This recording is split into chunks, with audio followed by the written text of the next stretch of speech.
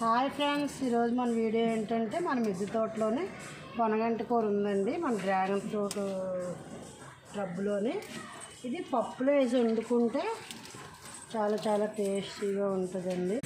మనం పొనగంటి కూర ఆల్వేజ్ చేసుకున్నాం కదండి, మిద్దె తోటలో తెచ్చుకొని చక్కగా ఇలా వేరుకొని పప్పులో వేసుకోవచ్చండి. తినే రోజు అయితే మనం ఎగ్ వేసి ఉప్పులా కూడా చేసుకోవచ్చు, ఆమ్లెట్ కింద కూడా వేసుకోవచ్చు. అన్ని రకాల మెయిన్ ఏంటంటే దీనిలో పోషకాలు ఎక్కువ ఉంటాయండి. ఐస్కి చాలా మంచిదండి. ఎందుకంటే ఉదాహరణ నేను వాడే చెప్తున్నానండి. నాకు కళ్ళు ఇలా మిసమిసలు ఆడుతుండేవండి. డాక్టర్ గారి దగ్గర సంప్రదిస్తే అతను ఏంటంటే పొనగంటి కూర వాడము, ప్రతిదానికి మెడిసిన్ అవసరం లేదంటే 10 రూపాయలకి 3 కట్టలు తీసుకొని తెచ్చి నేను అయిపోయాక ఇలాగ కాళ్ళలో తీసి నా వేస్ట్ కుండీలు ఉంటే 2-3 కుండీలు అలా పెట్టుకోనండి. ఇది చాలా ఈజీగా బతికేస్తుందండి. చాలా రోజులు అవుతుందండి, 1 year అవుతుంది.